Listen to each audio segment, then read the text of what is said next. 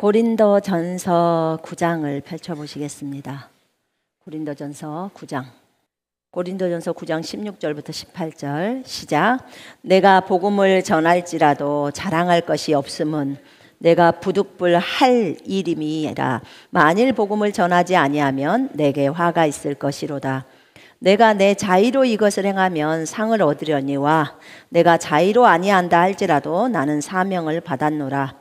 그런즉 내 상이 무엇이냐? 내가 복음을 전할 때 값없이 전하고 복음으로 말미암아 내게 있는 권리를 다 쓰지 아니하는 이것이로다. 아멘.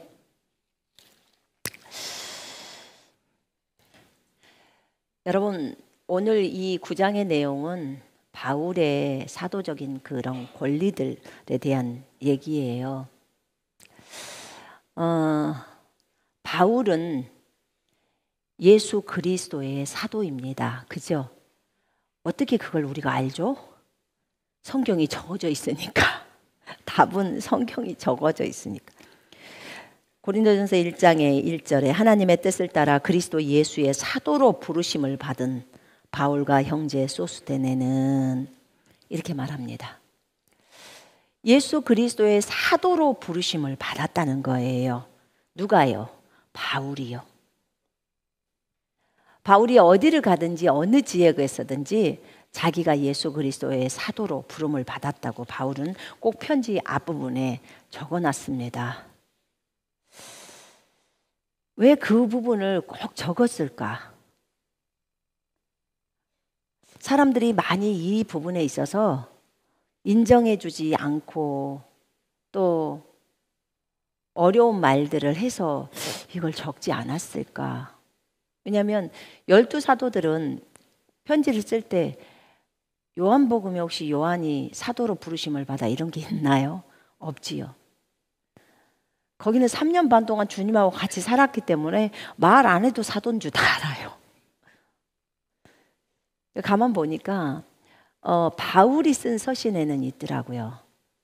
근데 바울이 논쟁이 많았구나. 이걸로 인해서 논쟁이 참 많았구나. 이것을 이제 발견하게 되더라고요. 이제 우리가 이제 나중에 터키에 가서 사역을 할 때 그쪽에 그 지역이 바울이 교회를 개척했던 그런 지역이에요. 그래서 바울을 자세히 보게 하시더라고 주님이. 그 바울 서신을 더 자세히 읽게 하시더라고요.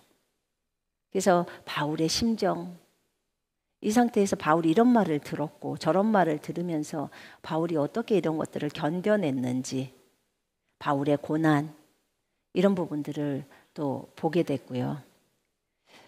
그래서 오늘은 고린도전서 9장을 주님이 설교를 하라고 했어요. 그래서 누가 주님의 사도로 부름을 받았는데 바울처럼 고난받나 보다. 너무 힘든가 보다. 그렇게 생각을 했는데 우리 모두가 바울을 좀 배워야 한대요. 바울이 어떻게 사역을 했으며 어떤 마음 자세로 했는지 어떤 상황 가운데서 했는지를 배워야 한다고 하셨어요. 어차피 그 아시아 쪽에서 하는 사역인데 우리도 앞으로 아시아 쪽에서 사역을 하러 가는데 이런 부분들에 있어서 우리도 보고 배우고, 왜냐하면 그 바울이 걸었던 그곳이기 때문에 그 발자취가 묻어 있잖아요. 그죠? 기대가 돼요. 어떤 형제님이 그 책에다 그렇게 쓰셨더라고. 자기가 이것을 많은 부분에 조사를 하고 했는데, 그래서 자기가 이제 이스라엘을 가면요. 그 지역도 있잖아요. 뭐 베델 막 이렇게 그 주님 앞에 제단을 쌓았던 곳, 또는 야곱이 사닥다리 있는 그 부분에 꿈속에서의 그 사다리, 그런 부분들은 열린 문이라는 거예요. 근데 그곳에 현재도 동일하게 가서 그곳에 가면 그냥 이게 야곱이 돌 베고 잤던 그 돌이라고 뭐 이렇게 하고 그냥 끝나는 게 아니고, 거기에 가서 다시 성경 말씀을, 거기에 관계되는 말씀을 펼쳐서 다시 읽고 거기서 묵상하고 기도할 때 그 임재가 그대로 온다는 거예요. 그래서 여전히 돌들이나 그런 것들이 그대로의 그것을 갖고 있다는 거예요. 세월이 지나도. 그렇다면 우리도 2000년 전이지만 그곳에 우리 보통 그 터키도 그 선교 여행 많이 가잖아요. 그죠? 소아시아 쪽에, 7교회 있는 쪽에. 그러니까 그곳에 갔을 때 그 걷다 보면 에베소 지역이라든지 이런 데는 바울이 직접 사역했던 곳들이니까 교회를 또 하고, 그래서 그런 부분들이 그대로 일어나지 않을까요? 그 기름 부음이 떠나간 것도 아니고. 기름 부음은 혹시 달아지나요? 세월이 흐르면? 그렇게 달아졌으면 엘리사의 뼈가 무덤 속에 있었을 때, 시체가 닿았을 때 그 시체가 살아나 버리잖아요. 그죠? 그러면 기름 부음은 안 달아진다는 거죠. 네, 맞아요. 어떤 자매님이 그 얘기를 물어보더라고요. 손수건에 기름 부음을 해서 줬는데 그 손수건 빨면 기름 부음이 없어지냐고 그렇게 물어봤어요. 물에다 자주 헹구면. 그래서 주님은 아니라고 하시더라고. 그래서 우리도 가면 또 그런 발자취를 밟을 때 그 하나님의 주시는 느낌들이 있지 않을까 싶습니다. 바울은 정말 열심히 복음을 증거하기에 예를 쓴 인물이에요. 여러분, 우리가 그 땅에 가는 것은 복음을 증거하러 갑니다. 그죠? 당연히 복음이 증거되어야 되겠죠. 무슬림 지역에 복음 전파하는 것은 당연한 거고, 바울이 또 복음을 증거했습니다. 이 고린도 전서는요, 바울이 3차 전도 여행을 갔을 때 그 고린도 교회에게 쓴 편지예요. 에베소 지역에서 썼던 그 편지인데, 2차 전도 여행 때 고린도 교회가 이제 탄생한 거거든요. 2차 전도 여행 때 바울이 이 지역을 가서 이제 고린도 교회를 세웠어요. 그리고 이제 3차 전도 여행을 했는데, 에베소에 갔는데 고린도에서 막 이런 일이 있었더라 하면서 막 얘기가 나오니까 거기에 대해서 이제 편지를 쓴 거예요. 거기 보니까 제가 오늘은 원루멘 성경을 들고 나왔어요. 이게 쉬워서. 내가 자유인이 아닙니까? 내가 사도가 아닙니까? 또 내가 예수와 우리 주를 보지 못했습니까? 예수님을 헬라어로는 예수와라고 해요. 예수와 우리 주님을 보지 못했습니까? 봤다 이거예요. 바울은 천국을 갔다 온 인물이에요. 셋째 하늘을 보고 왔어요. 말로 다 표현할 수 없도록 허락되지 않아서 입 다물고 있는 거예요. 그러나 여러 가지 내용들은 또 성경에 나와 있죠. 쓰게 하신 것만. 자기가 사도라는 거예요. 그러니까 사람들이 이렇게 죠. 너는 핍박했잖아. 너는 교회를 많이 핍박했잖아. 너무 많은 사람들을, 예수 믿는 사람들을 잡아다가 감옥에 쳐넣었잖아. 매로 때렸잖아. 스데반을 사람들이 죽일 때 그 죽인 사람들의 옷을 이렇게 가지고 있으면서 너는 거기에 그 죽음에 동조했잖아. 네가 무슨 그리스도인이야? 네가 무슨 사도야? 이렇게 하지 않았을까요? 물론 그런 사람들도 있었겠죠. 그럴 때마다 바울은 얼마나 진짜 미안했겠습니까? 그 주님께. 그걸 아시고 주님은 내가 너를 이방인의 사도로 세우겠다 이렇게 하신 거예요. 그래서 더 많이 다른 누구보다도 바울에게 주님 많이 나타나셨던 이 부분을 기록하게 했고 13권의 성경을 쓴 거예요. 12사도가 사실 더 많이 써야 되는데 그렇지가 못했어요. 주님이 사랑하시는 제자 요한마저도 요한복음하고 요한 1서, 요한 2서, 요한 3서, 요한 계시록 요것만 한 거예요. 그러면 사도 바울이 13권 썼으니까 더 많이 쓴 거예요. 직접 예수님이 살아 계셨을 때 바울이 예수님을 직접 만난 건 아니에요. 바울의 고향도 다소기 때문에 터키예요. 그래서 바울은 나중에 다메섹 도상에서 주님을 만나게 됩니다. 그리고 그가 주님을 만나고 눈에 비닐이 씌워지죠. 빛이 너무 세게 내리쬐 버리니까 주님이 임해 버리니까 말에서 떨어져 버립니다. 그리고는 눈이 멀어 버리죠. 그리고 제자 아나니아가 가서 안수하고 그가 보게 되죠. 보게 되면서부터 바로 침례받고 음식 먹고 해당에 가서 예수가 그리스도 메시아 하나님의 아들임을 이제 말하기 시작합니다.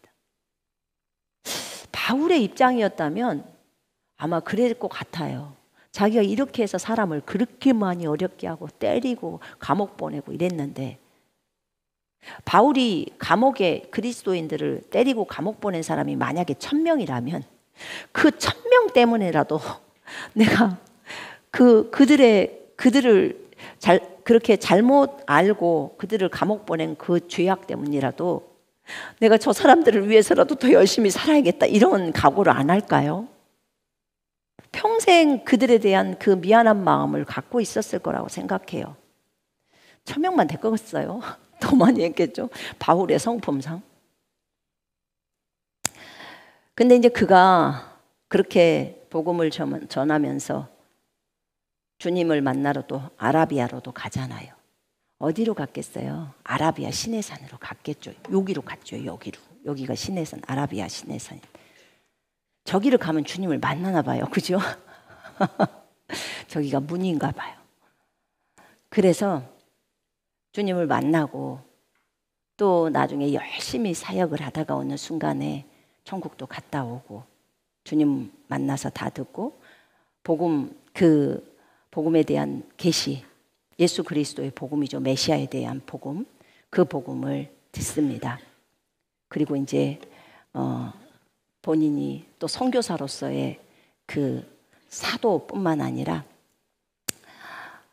보내심을 받은 자니까 선교사로서의 그 역할들을 감당하려고 주님이 따로 불러 세우죠. 바나바와 바울을.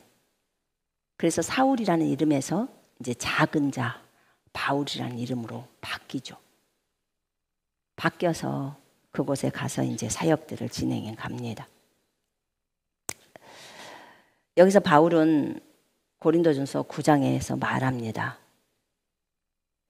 여러분이 바로 주님 안에서 내가 이룬 일이 아닙니까? 고린도에 있는 성도들, 여러분들이 내가 고린도에서 복음을 증거해서 여러분이 바로 주님 안에서 내가 이룬 일이 아닙니까? 이렇게 표현합니다. 비록 내가 다른 사람들에게는 사도가 아니더라도 여러분에게는 분명 사도입니다. 여러분은 주님 안에서 내가 사도라는 것을 증명해 주는 인장이기 때문입니다. 도장이라는 거예요. 너희들이 나를 사도로 증거해 주는 도장이라는 거예요. 내가 이곳에 와서 부름을 받고 이곳에 와서 여러분들에게 복음 전해서 여러분들이 구원받고 하나님의 자녀로 세워지고 있지 않냐? 지금 이 얘기를 하는 거예요. 그래서 내가 사도야. 다른 사람들은 나를 업신여기고 내가 물론 못된 짓도 했고 과거에 예수 몰랐을 때 그렇게 해서 그렇다고 치지만 적어도 여러분만큼은 내가 와서 복음 전해서 하나님의 자녀가 되고 이렇게 했기 때문에 여러분이 나를 사도로 인정해주는 그런 도장이라는 거예요. 그 얘기를 합니다. 왜 이런 말을 했을까라고 했더니 3절에 딱 나와요. 나를 조사하고 다니는 사람들에 대한 나의 대답은 바로 이것입니다. 바울을 조사하고 다니는 거야. 나를 비판하는 자들에게 이렇게 나오죠. 3절에 개역성경에는 나를 비판한다는 거예요. 그러니까 나를 조사하고 다닌다는 거예요. 바울에 대해서 조사를 하고 다니는 사람들이 있다는 거죠. 나를 조사하고 다니는 사람들에 대한 나의 대답은 바로 이것입니다. 여러분들이 어디로 사역을 갔는데 계속 여러분을 뒤따라 다니면서 조사해. 여러분들이 뭐가 잘못됐는지 어찌고 저찌고. 이렇게 하면 바울이 힘들죠. 그죠? 여러분도 힘들 거 아닙니까? 근데 그 당시에 바울은 그랬더라고. 저 뒤에 고린도후서 가보면요. 뭐 바울이 이득을 취했네 어쨌네 해가지고 바울을 완전히 그렇게 합니다. 이익을 취했다고 그러면서 그러니까 이제 바울이 자기 자랑을 안 하려고 하지만 어쩔 수 없이 나 좀 해야겠다 하면서 자기가 말을 합니다. 야, 그들이 유대인이라고? 나도 유대인이야. 나도 베냐민 지파라고. 그러면서 얘기를 합니다. 근데 오늘 여기에서도 그 내용이 나옵니다. 우리가 그 나를 조사하고 다니는 사람한테 나는 이렇게 대답해 줄 것이다, 이 말하는 거예요. 우리가 먹고 마실 권리가 없습니까? 우리에게 나머지 사도들이나 주님의 형제들과 게바처럼 저기 베드로처럼 자매 곧 아내를 데리고 다닐 권리가 없습니까? 베드로는 아내 데리고 사역을 하러 다녀요. 여기 보면 주님의 형제들도 그렇게 아내들 데리고 사역을 다녀요. 이 다른 사도들도 그래요. 근데 우리가 지금 바울하고 여기 뒤에 보면은 바울과 바나바 나와요. 또 바울 바울과 실라도 나오고. 그러면 여기서 나도 그 권리가 없냐는 거야. 나도 아내를 취해서 아내를 얻어서 같이 데리고 다닐 권리가 없냐는 거야. 당연히 있죠. 당연히 아내랑 함께 행복하게. 아내가 없는 사람이 아내가 있는 사람보다 더 외롭겠죠. 육체적으로 보자면. 저도 남편이랑 같이 사역을 하기 때문에 사실 외로움을 잘 몰라요. 솔직하게 말해서. 왜냐하면 둘이 같이 동역하고 또 사역에 대한 얘기들을 서로 나누고 같이 함께 기도하고 또 주님하고 교제하고. 물론 바울도 주님하고 교제를 하니까. 근데 바울에게는 늘 동료들이 함께 갔었어요. 왜냐하면 독신이기 때문에. 형제들이 있었어요. 그러면 부부는 진짜 인생에서 제가 보니까 부부는 진짜 좋은 친구예요. 하나님 다음으로 하나님이 주신 친구예요. 서로 마음을 나누고 또 부부는 한 몸이라고 했잖아요. 주님이 이렇게까지 말씀을 하시면서 같이 동역하면서 함께 하나님 나라를 위해서 갈 수 있는 정말 좋은 친구예요. 한 사람이 넘어질 때 한 사람이 세워줄 수 있도록 기도하고 교제를 나눠주고 위로해주고 함께 합심해서 기도하고. 아내를 데리고 다닐 권리가 없습니까? 아니면 나와 바나바만 일하지 않을 권리가 없는 것입니까? 나와 바나바만 일하지 않을 권리가 없습니까? 자기 싹스로 군복무를 합니까? 누가 포도원을 만들고 그 열매를 먹지 않습니까? 또 누가 양떼를 치면서 그의 양의 젖을 먹지 않습니까? 내가 사람의 뜻대로 이런 말을 하는 것입니까? 토라도 율법도 가르침도 이러한 것을 말하고 있지 않습니까? 그러므로 모세의 토라에 기록되기를 너는 곡식을 타작하는 동안 소의 입에 망을 씌우지 말 것이다 라고 했습니다. 소가 더 관심을 많이 받습니까? 그게 아니죠. 그분이 우리를 위해서 이렇게 말씀하신 것입니다. 그렇기 때문에 쟁기질하는 자들은 소망을 갖고 쟁기질하고 타작하는 사람은 소망을 가지고 타작한다는 거예요. 자, 이 말이 무슨 말이냐면 봐봐요. 지금 바나바와 바울은 결혼에 대한 이 부분이 혼자 지금 아내를 동반하지 않고 사람들에게 나가가지고 그 사역을 한단 말입니다. 그런데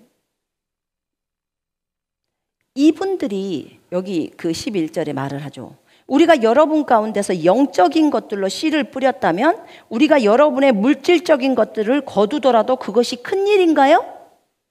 우리 이번에 이스라엘 헌금을 했어요. 이스라엘 전쟁 중에 있기 때문에 정말 많은 분들이 정말 많이 후원을 하셨어요. 헌금을 하셨어. 그래서 그 많은 돈들이 지금 거의 대부분이 지금 이스라엘로 다 나가 있어요. 이제 좀 마지막 조금 남은 그 금액만 다른 분하고 지금 얘기가 나눠지고 있어요. 이제 거기까지만 보내면 다 끝나요. 90% 이상이 보내졌으니까. 하나님께 감사해요.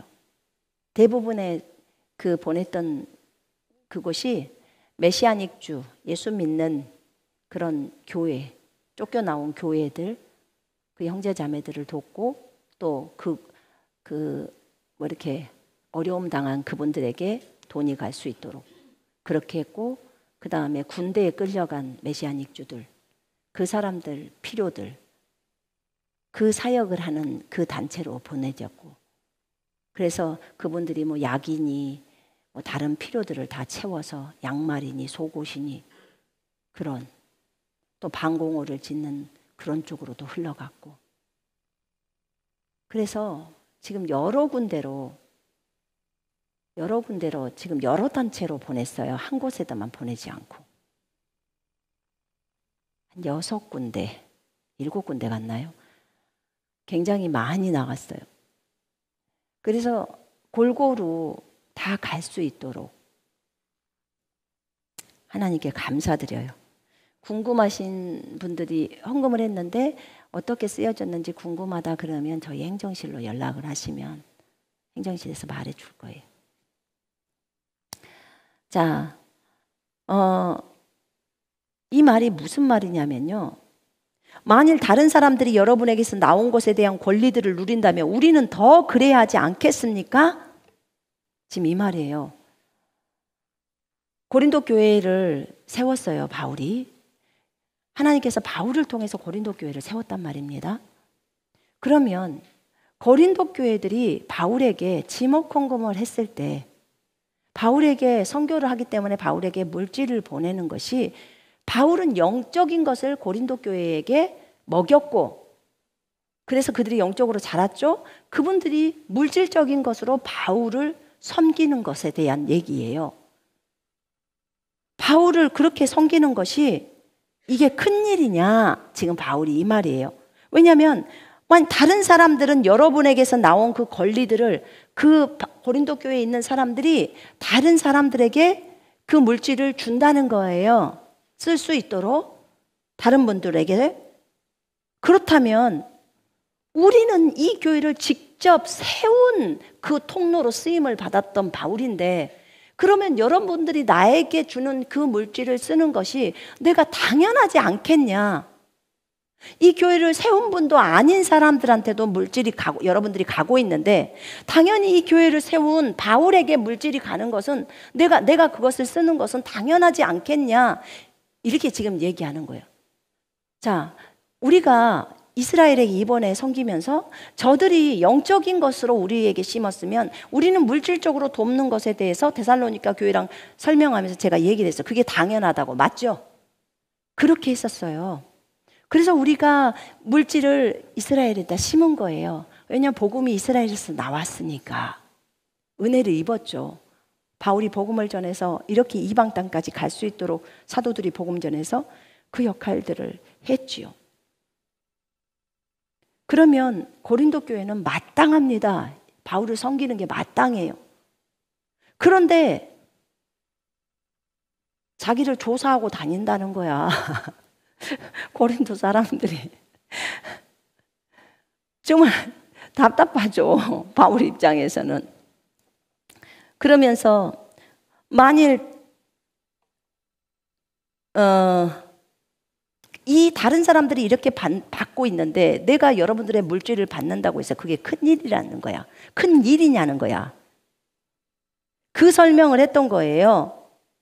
누가 자기 싹수로 군복무를 하냐는 거예요. 군인은 국가가 준 돈으로 군복무를 합니다. 그래요, 안 그래요?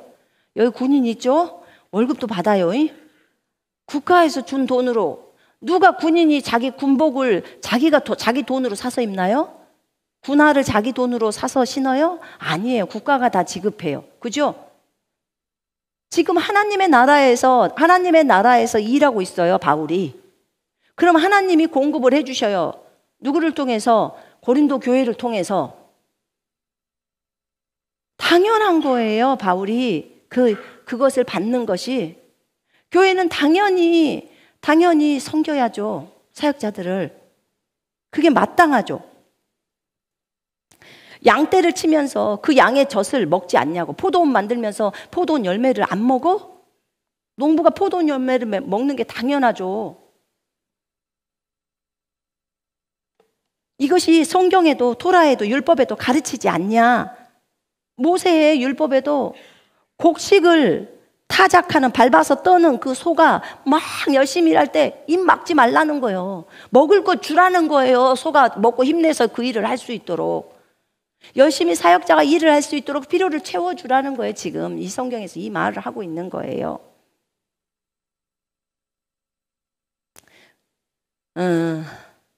그러니까 타작하는 사람은 소망을 가지고 타작하고 이러라는 거죠. 그러나 바울은 이렇게 말해요. 그러나 우리는 이 권한을 사용하지 않고 모든 것을 견디었습니다. 바울은 권한을 사용하지를 않았던 거예요. 오히려 바울은요 여러분 다른 데서도 보면 알겠지만 이분이 천막을 만들었어요. 본인이 직접 돈을 벌어서 그렇게 자기의 필요들과 동료들의 필요를 채웠어요. 고린도 교회에게 어려움을 주지 않으려고. 착해요, 안 착해요? 착해요, 정말. 오히려 고린도 교회를 세우지 않은 다른 사람들이 왔을 때 고린도 교회에서 그렇게 돈을 주면서 그들을 섬겨주면서 오히려 바울은 조사하고 다닌다는 게 말이 됩니까, 이게? 제가 바울 같아서도 속상했을 것 같아요. 정말. 다행이요. 우리 교회는 그런 사람이 없어서요. 자, 우리는 이 권한을 사용하지 않고 모든 것을 견디었습니다. 이 권한을 사용하지 않고 모든 것을 견뎠다는 거예요. 이는 왜 바울이 그렇게 고린도로부터 돈을 받지 않고 그런 몇 군데 빌립보 교회랑 몇 군데에서 이렇게 도와준 적이 있더라고요, 바울을. 그런데 바울은 웬만해서는 자기가 충당하려고 했고 너무 바빠서 사람들을 가르치는 게 너무 바쁘니까 그럴 때는 못 벌잖아요. 그럼 동역자인 사람들이 이렇게 또 벌어서 주기도 하고 또 교회에서 주기도 했지만 대부분의 것을 그렇게 충당을 했더라고, 바울을 보니까. 왜 그렇게 했을까? 이는 메시아의 복음에 조금도 방해가 되지 않게 하려는 것이었습니다.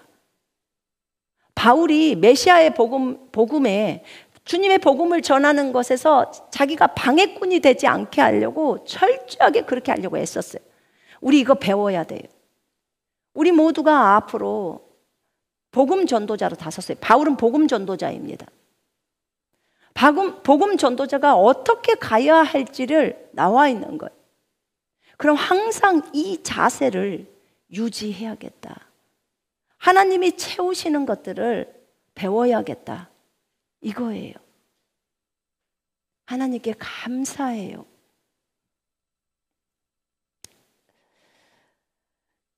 여러분은 성전 예식을 담당하는 자들이 성전에서 나오는 것을 먹고 제단을 섬기는 자들이 제단에서 바친 것을 나눠 가지는 것을 알지 못합니까?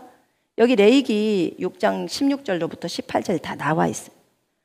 성전에서 섬기는 제사장이 당연히 성전에서 나는 음식을 먹잖아요. 주님이 먹으라고 딱딱 지정해 줬잖아요. 다 제사를 드리고 나서. 당연히 그들을 섬겼으니까 그들이 물질로 먹을 것을 주님이 주시는 것은 다 아는 일이에요. 그래서 교회에서는 사역자를 잘 섬겨야 돼요. 그러므로 주님은 이와 같이 복음을 전파하는 자들에게 복음으로 살 것을 명령하셨습니다. 복음을 전하는 자들은 복음으로 살으라는 거야. 주님이 다 먹을 걸 준다는 거예요. 주님이 입을 것을 준다는 거예요. 주님이 풍성하게 주십디다. 저도 주님 앞에서 주님이 주시는 것들을 받고 살아보겠습니다. 이렇게 해가지고 지금 한 2년 차 됐나요? 그렇게 하면서 옵니다. 근데 주님이 먹을 것을 주시더라고요. 누군지는 잘은 모르지만 저에게 지목헌금을 주시고 그래서 또 필요들이 채워집니다. 감사해요. 주님이 저보고 훈련하라고 했었어요. 그래서 교회에서 주는 그 급여를 받지 않고 훈련을 시작한 거예요. 왜냐하면 바울도 이렇게 살아보는 것을 하잖아요. 주님은 저한테는 그렇게 하시더라고. 각자가 걷는 길이 다 다르겠죠. 근데 하나님은 정말 아름답게 잘 채워주셔요. 그리고 많은 경우에는 또 형제 자매들이 옷도 사다 주고 스킨 로션도 사다 주고 먹을 것도 사다 주고 과일도 사다 주고 얼마나 풍성한지 몰라요. 근데 제가 보니까 바울은 많이 못 먹고 산 것 같아. 아이고 너무 안타까워. 이걸 보면서 고린도후서를 보다 보면 정말 바울이 얼마나 속상했을까. 그렇게 자신이 오히려 벌어갖고 그곳 교회를 섬기고 있는데 오히려 그곳 교회에서 그렇게 말들을 할 때 얼마나 속상할까. 그런 생각이 들었어요. 복음을 전파하는 자는 복음으로 살으라고 했습니다. 여러분, 우리는 하나님의 말씀을 읽을 때 그 말씀을 그대로 적용하라고 했습니다. 바울이 이렇게 바울을 잘못됐다고 이익을 취하는 아주 악한 자로 이렇게 고린도후서에 부분이 또 나와요. 그럼 완전히 저거 되는 거잖아요. 뭐라 그러지? 억울하잖아요. 자기는 돈을 받은 적도 없는데 그렇게 이익을 취했다고 하니까 얼마나 억울할까. 그때 바울이 진짜 변호를 좀 하잖아요. 내가 진짜 나 자랑 안 하려고 했는데 어쩔 수 없이 자랑 좀 해야겠다. 그 사람들이 이스라엘 사람이냐? 나 그래 베냐민 지파다. 그러면서 얘기하잖아요. 나 그들보다 그 사도들보다 더 많이 매 맞았어. 더 많이 고난당했어. 나 너무 많이 금식하고 너무 많이 줄이고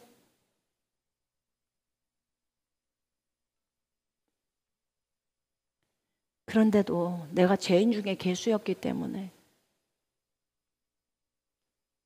이 하나님의 은혜로 내가 사도가 됐기 때문에 더 많이 고통받고 더 많이 애를 썼다는 거예요. 복음을 증거하려고. 그 얘기를 바울이 합니다.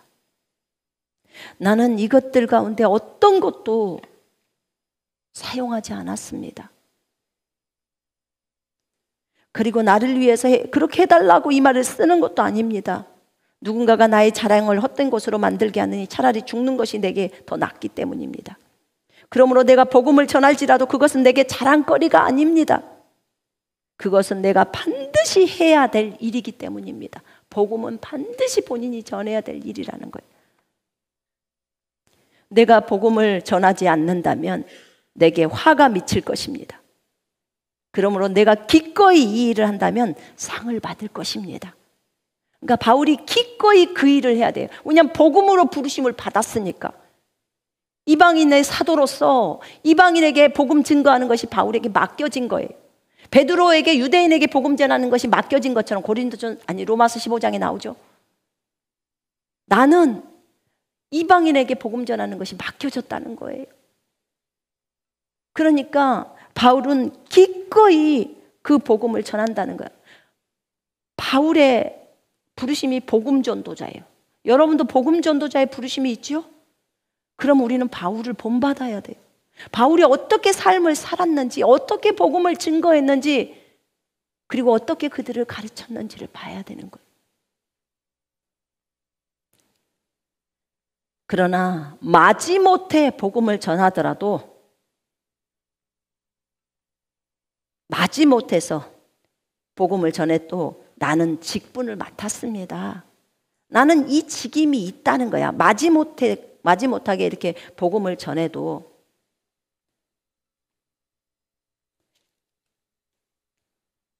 이 직임이, 자기가 복음 전파하는 이 직임이, 이 사명을 받았다는 거예요. 우리는 기꺼이 복음을 전하십시다. 아멘. 마지못해서 전하지 말고 기꺼이 하십시다. 여러분 복음 전하는 것이 기쁨이십니까? 여러분이 복음 전도자라면 복음 전하는 게 기쁨이어야 합니다. 여러분들이 지금은 이제 거리 설교를 많이 잘 하시더라고요. 여러분들이 하고 있는 게 설교예요. 거리에서 20분씩 30분씩 여러분들이 그렇게 복음을 증거하는 그 내용들이 전부 설교란 말입니다. 바울이 전한 복음이에요. 성경대로 그리스도께서 죄 때문에 우리를 위하여 십자가에서 죽으시고 장사 지낸 바 되셨다가 성경대로 사흘 만에 살아나시고 그분이 우리의 주님이시고 고린도전서 15장 3절로 4절이 복음에 대한 명확한 게 나와요. 그리고 로마서 10장 9절로 10절이 나오죠. 바울이 전파한 복음을 증거해야 돼요. 그렇지 않으면 다 저주받아요. 갈라디아 1장 말씀에 따라 7절부터 10절의 말씀에 따라서. 그냥 복음이 바울에게 맡겨졌어요. 예수 그리스도의 복음이에요. 그렇다면 바울이 받은 상은 무엇일까요? 바울이 복음을 전했기 때문에 기꺼이 전했을 때 상을 받는다고 했습니다. 그것은 그 상은 내가 값없이 복음을 전하면서 복음 안에서 내 권리를 다 사용하지 않고 사람들에게 복음을 전한 것이라는 사실입니다. 이게 바울에게 상이라는 거예요. 바울이 복음을 증거할 때 바울이 받는 상이 값없이 값을 받고 우리 복음 전하지 않죠? 우리 수원역에서 복음 전할 때 돈 받고 복음 전합니까? 아니에요. 여러분이 자원해서 버스 타든지 남의 차 얻어 타든지 해서 교회에서 주는 거라고는 오뎅국밖에 더 있어요? 오뎅국 먹고 가서 복음 전하고, 그죠?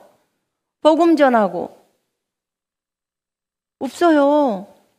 복음 전하면서 돈 받는 것도 아니고, 그리고 복음 안에서 내 권리를 사용하지 않고.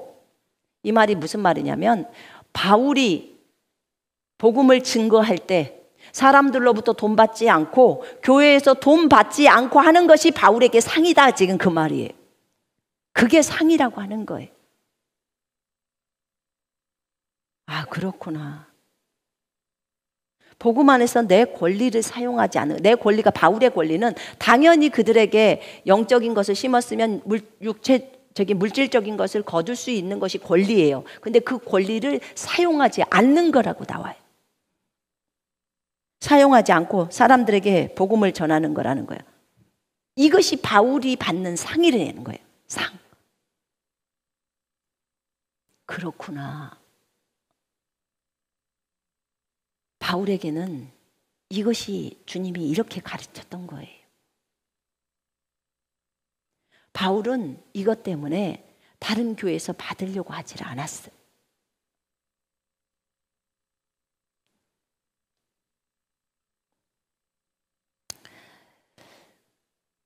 여러분, 이런 바울이 다른 사람들로부터 이익을 취하는 악한 자라는 소리를 듣는 거예요. 사역자가 이런 소리를 들을 때 굉장히 어려워요. 그래서 여기서 지금 사도의 권리에 대한 내용이에요.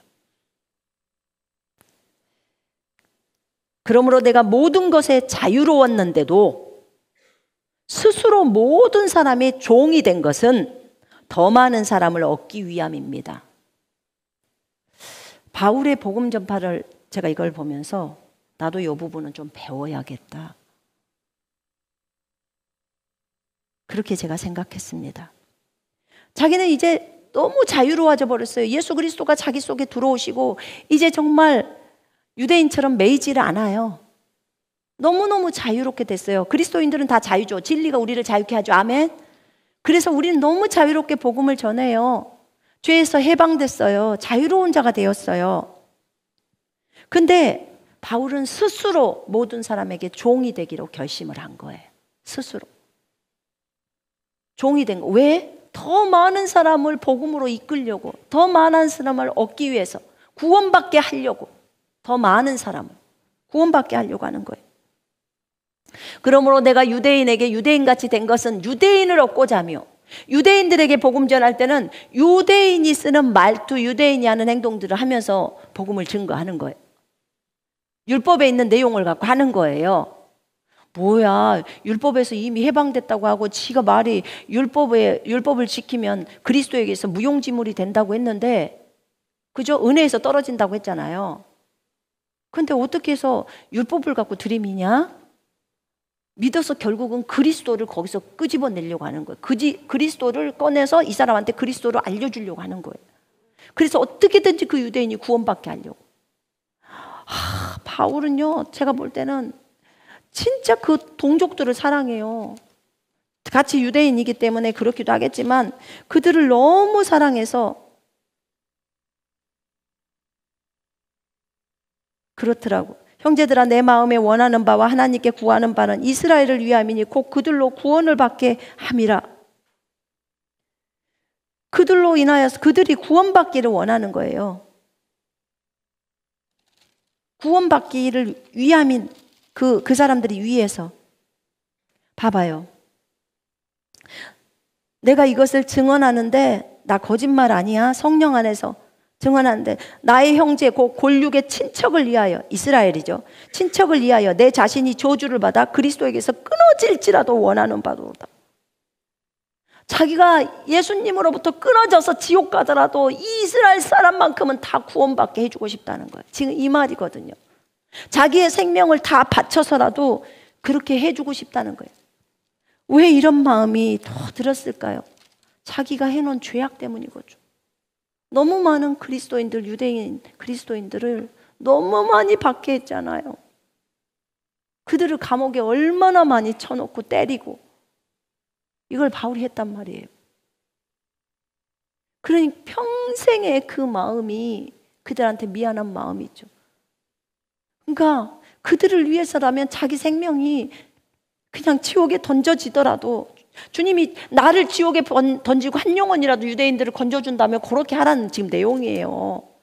이 간절함이, 모세가 그러잖아요. 그 사람들, 죄 저질른 그 사람들을 건지려고, 주님 이들을 죄를 사해 주십시오. 이 우상 숭배했던 이 사람들 죄 사해 주십시오. 그렇지 않다면 나를 생명책에서 지워버리세요. 이렇게 하잖아요. 이 중보자들이에요. 진짜 엄청난 중보자예요. 여러분 그런 기도 해보실 수 있겠어요? 난 정말 못했어요. 그때 난 그 기도 안 나오더라고. 그 부활절 날 저한테 주님이 지옥의 공포를 넣으시면서, 진짜 지옥의 공포를 막 넣으셨어요. 그러면서 네가 대신 그 사람을 위해서 지옥에 가고 거기 있는 사람을 저 하늘로 올릴 수 있다면 가겠느냐 그러시더라고요. 안 돼요. 주님 저 그것만큼 안 돼요. 그냥 저를 지금 참수를 시키세요. 그냥 차라리 지금 제가 목숨을 끊어서 그 주님이 순교하라면 제가 바로 할게요. 왜냐면 순교하고 나면 바로 천국으로 가니까 주님하고 같이 살잖아요. 그거는 제가 할 수 있어요. 근데 제가 지옥 가면 주님하고 영원히 빠이빠이잖아. 못 만나잖아요. 그러니까 그건 안 돼요. 막 제가 이랬어요. 근데 주님이 최종적으로 나한테 내미는 카드가 이거였어요. 너네 딸이 지옥에 간다면 너네 딸을 천국으로 보낼 수 있고 네가 대신 너네 딸을 위해서 대신 지옥에 간다면 갈 수 있겠느냐. 요걸 끄집어내시더라고. 내가 이제 다른 분들을 말했을 때 안 된다고 하니까. 그때도 제가 고민했잖아요. 근데 그때도 제가 고민했는데 금방 몇 초 만에 답을 말씀드렸어요. 할게요. 제가 정말 너무너무 그 부분이 싫지만, 난 주님하고 절대로 떨어지는 것을 원치 않지만 제 딸을 살릴 수만 있다면 제 딸을 하늘로 보내시고 제가 지옥으로 내려가서 평생 주님을 못 보더라도 거기서 제가 있겠습니다. 내가 이런 고백을 했어요. 그랬더니 주님이 이제 풀어주시던데요. 내가 그 대답을 듣고 싶었다. 내 마음이 그랬어. 네가 내 마음을 알기를 원했어.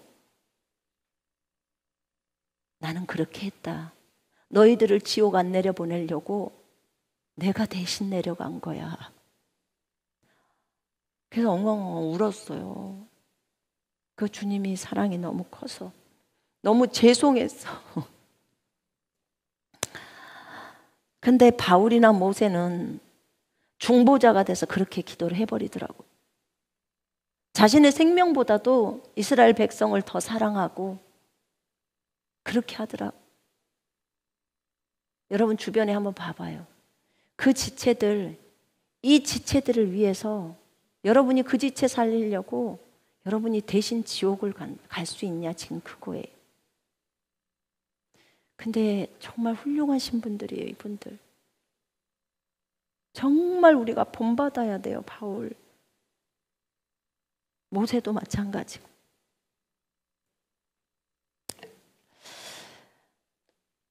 이분이 자기가 내가 유대인이 된 것은 유대인들에게 유대인같이 된 것은, 그러니까 그들에게 그들 같이 된 것은 그들을 얻고자 함이야. 내가 이방인들에게 이방인처럼 된 것은, 이방인들처럼 그렇게 된 것은, 그러면 그렇게 된 것은 내가 이방인들을 얻고자 함이라는 거예요. 그들을 얻으려고 하는 거예요. 내가 율법 아래에 있는 사람들에게, 율법 아래에 있는 자들을 건지려고 그렇게 된 것은, 그러나 나는 율법 아래에 있지 않다, 이렇게 적어줘. 나는 메시아의 복음 안에 있다. 나는 메시아의 토라, 메시아의 가르침에 복종한 자이지만, 이렇게 적어있죠, 있어요, 원유면 성경에. 근데 그 율법 없는 자들 또는 율법 아래에 있는 자들에게 그렇게 된 것은 그들을 얻고자 함이라는 거예요. 내가 약한 자들에게 약해진 것은 약한 자들을 얻기 위함이고, 내가 모두에게 모든 것이 되었습니다. 이것은 모든 사람 가운데 얼마나도 구원하려는 것이었습니다. 오로지 바울의 관심사는 영혼 구원이에요. 그 영혼들이 예수께로 돌아오기를 원하는 그 마음이에요. 그 마음이에요. 여러분, 우리는 복음 전도자입니다. 그럼 우리는 동일하게 이 바울의 마음을 가져야 합니다. 그래서 그들에게 다가가서 복음을 증거해야 합니다. 내가 복음 때문에 모든 것을 하는 것은, 이렇게 모든 사람에게 그렇게 간 걸 얘기해요. 내가 복음 때문에 모든 것을 하는 것은 그분의 동역자가 되기 위함입니다. 예수님의 동역자가 되려고 한다는 거예요. 성령님의 동역자가 되려고 하는 거예요. 주님은 복음 전하기를 원하는데 나는 싫어요 하면 안 된다, 그 말이에요, 지금. 여러분은 경기장에서 모든 경주자가 달리지만 한 사람만 상을 받는 것을 알지 못합니까? 이와 같이 여러분도 상을 받으려고 달리는 것입니다. 그리고 이기려고 애쓰는 사람은 누구나 모든 일에 절제를 훈련합니다. 여러분, 우리에게 성령의 열매 가운데 절제가 있습니다. 그죠? 여러분들이 이기려면, 이기는 자가 되려면 절제하는 것을 배워야 한다는 거예요. 자, 운동선수가 운동을 하려고 할 때요, 보니까 체력이 중요하더만 그 사람들 몸무게도 중요하더라고요. 그래서 몸무게가 몇 킬로 이상이면 뭐 어디 또 안 되고 그런 것도 있더만요. 그래서 먹고 싶은 그 닭고기도 참는데요. 그 운동 끝나고 먹으려고, 그 대회 끝나고 나서 먹는다는 거예요. 그러니까 절제를 하는 거예요. 우리도 하나님의 나라 가는 그날까지, 상을 받는 그날까지, 주님이 오셔서 우리에게 상 주시는 그날까지 절제해야 되겠죠. 그죠? 놀고 싶은 거 다 놀 수 없잖아요. 그죠? 그래요, 안 그래요? 그래요. 그래서 훈련해야 돼요. 이런 부분들도. 그런데도 그들은 썩어질 면류관을 받는다는 거예요, 세상에서는. 근데 우리는 불멸의 면류관, 썩어지지 않는 면류관, 멸해질 수 없는 그런 면류관을 받는다고 합니다. 여러분, 면류관은 누구 거예요? 내 거예요? 주님 거예요? 네, 먼저 우리가 받습니다, 주님으로부터. 그리고 나서 우리가 여러분이 진심으로 그 마음 안에서 이 면류관은 진정으로 주님의 것입니다 라는 것이 진심으로 마음에서 동의가 되어진 사람이라면 이 사람은 성숙한 사람이에요. 그 면류관을 벗어서 주님께 내어드립니다. 주님이 저에게 힘 주셔서 열심히 뛸 수 있게 하셨습니다. 그래서 주님이 받으셔야 합니다. 주님이 기억력을 주셨고 주님이 입을 주셔서 말을 할 수 있도록 주님이 설교할 수 있는 그 말씀을 주셔서 했습니다. 주님이 그 사람의 마음을 움직여 주셔서 복음을 받아들이게 했습니다. 그러니까 주님이 면류관을 받으셔야지요. 우리는 주님으로부터 나와서 주님께로 돌아가기 때문에 주님만 영광을 받으셔야죠. 자랑하는 자는 오직 주만을 자랑하라. 아멘. 난 우리 여러분 모두가, 이 방송과 함께하는 여러분 모두가 면류관을 주님 내가 고생해서 내가 받았어요 이렇게 말하지 않고 주님 이 무익한 종을 사용해 주셔서 너무 감사합니다. 이 면류관은 주님의 것입니다 라고 여러분과 제가 꼭 주님 앞에 섰을 때 면류관을 드리면서 주님께 말씀드렸으면 좋겠어요. 아멘. 행여나 그리스도의 군사 가운데 나는 고생을 이빠이 했습니다. 그래서 이 면류관은 제 것입니다. 이렇게 말하는 영적으로 어린 사람이 있지 않았으면 좋겠습니다. 그래서 바울이 말합니다.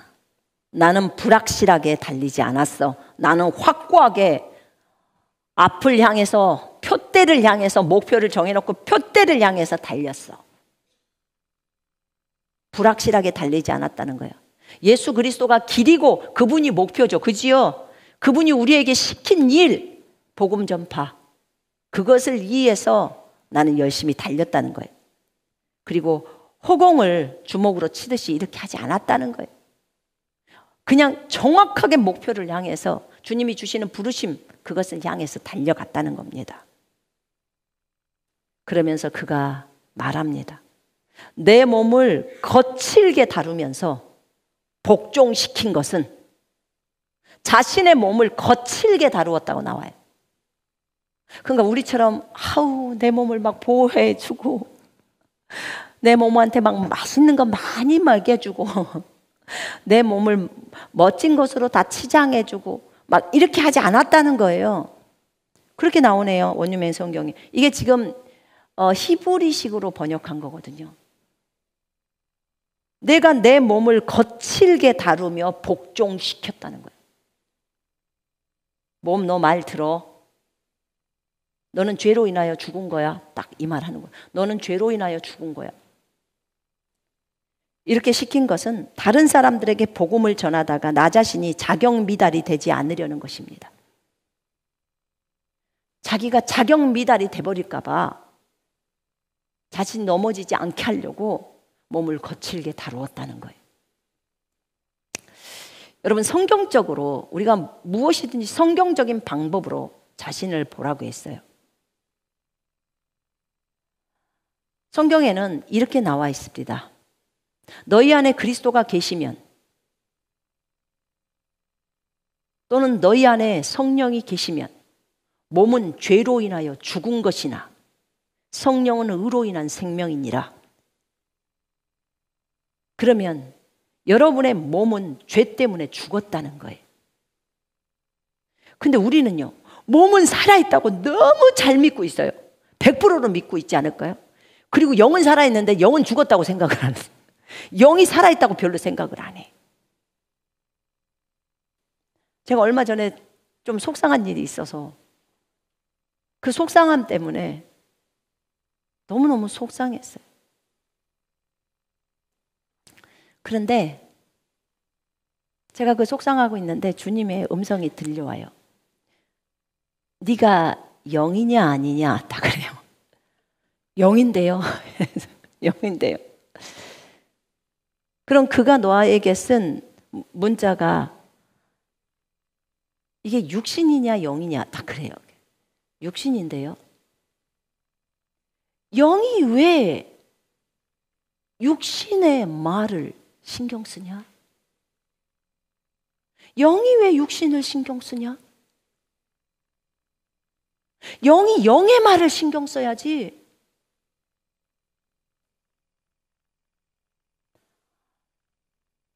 제가 할 말이 없었어요. 금방 깨달았어요. 여러분은 영이십니다. 맞죠? 육신의 생각은 사망이요 영의 생각은 생명과 평안이라고 했습니다. 육신의 생각은 하나님과 원수라고 했어요. 주님이 저에게 알려준 것은 이거였어요. 네가 영이야.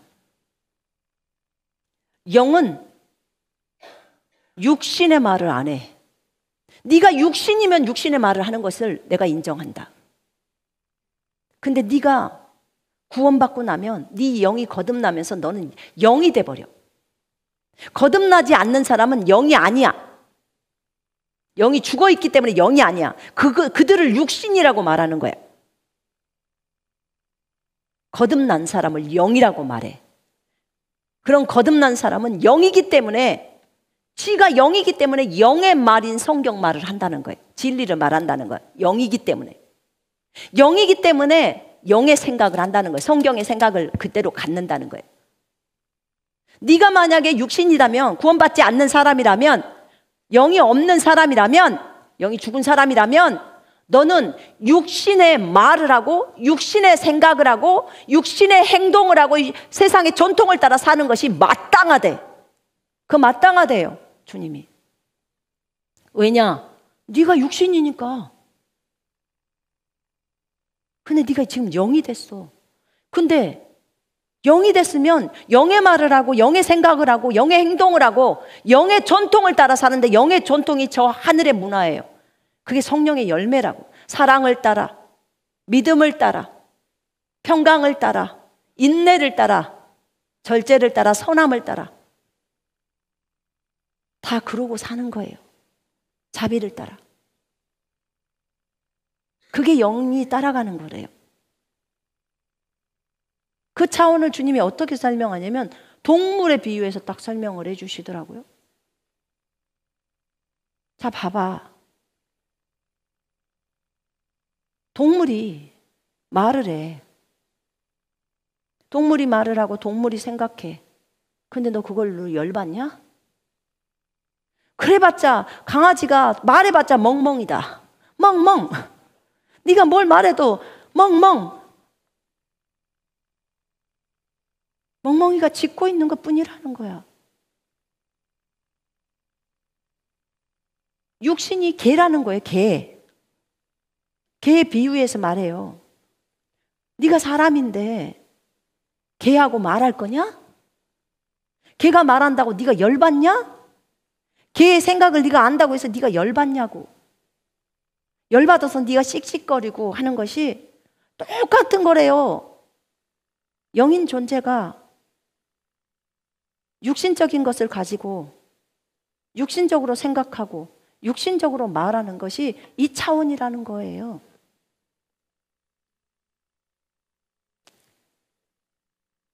맞네요, 주님. 제가 열받아야 될 이유가 없죠. 그건 육신이 하는 거잖아. 넌 영이잖아. 넌 육체를 갖고 있는 영이야. 네 존재 자체가 영인데, 그럼 네가 성경을 따라 생각하고 그 육신이 하는 말 그걸 왜 신경 쓰니? 그는 그리스도인, 육신적인 그리스도인지 완전히 지 욕심만 채우는, 왜 그런 걸 신경 쓰니? 그렇군요. 여러분, 우리가 우리의 정체성을 알아야 돼요. 우리가 영이라면 설령 속상했다가 금방 빠져나와야 되죠. 자기를 알고. 그냥 강아지가 짖는구나. 그러고 그냥 말아버려야 되는 거예요. 강아지가 짖는구나. 그래, 그건 강아지 생각이야. 우리는 영이니까 영의 생각인 성경으로 돌아가는 거예요. 하나님의 생각. 영이니까. 그랬더니 금방 마음이 정리돼 버려요. 그 정리되는데 5분도 안 걸려요. 그냥 끝나버리는 거예요. 여러분도 때로는 속상한 거 많잖아요. 불신자가 여러분을 특별히 더 공격한다거나 핍박한다거나 그러면 육신이잖아요. 그 육신은 육신의 방법대로 살잖아요. 우리가 그 강아지가 그런다고 해서 거기에 대해서 신경 써요? 그래, 너는 개잖아. 그리고 말아버리잖아요. 걔가 지가 뭐 멍멍 짖고 먹는 거 주는 것밖에 더 좋아해요? 그러니까 그렇게 생각하는 거죠. 완전 다른 삶이라는 거예요. 삶이 다르다는 거예요. 차원이 다른데.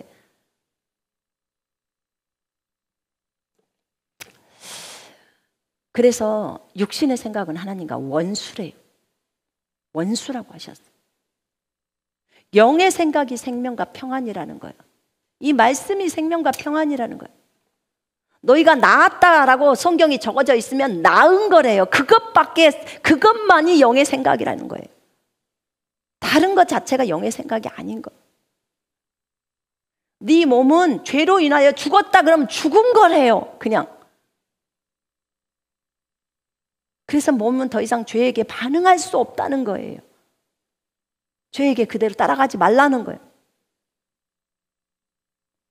네가 우선순위를, 네가 영이라는 걸 알아야 네 육체가 순간이동을 하건 뭘 하든 그냥 그대로 따라간다는 거예요. 예수님도 육체를 갖고 계신 영이셨어요. 그런데 그분의 몸은 그대로 그 영을 따라서 무리를 걷잖아요. 그래요, 안 그래요? 예수님 무리를 걸으셨나요? 그랬죠. 근데 예수님도 몸무게가 만약에 60kg이셨다 그러면 그 60kg 그대로예요. 근데 그분이 영이시기 때문에 그 육체가 그대로 따라오는 거예요. 육체는 오실 뿐이야. 그게 쇳덩어리 육체든 흙덩어리 육체든. 주님이 그러더라고. 육신은 흙이야, 흙. 흙이 말하는 거야. 흙이 말하고 흙의 생각을 갖고 있는 거야. 근데 너희는 흙이 아니고 영이란 말이다. 존재 자체가 바뀌었어. 이제 그것은 옷일 뿐이야. 옷으로 입혀진 거예요. 구원받지 않는 사람은 처음부터 끝까지 흙에서 흙으로 갔다가 흙으로 끝나는 거예요. 근데 우리는 흙이었다가 영이 되어버린 거예요. 영의 그 재료가 말씀이래요. 영을 만들 때 말씀을 재료로 해서 만들었대요. 그래서 영은 말씀을 먹어야 하는 거예요.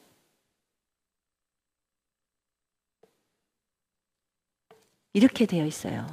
사람이 빵으로만 사는 게 아니고 하나님 입에서 나오는 말씀으로 사는 거예요.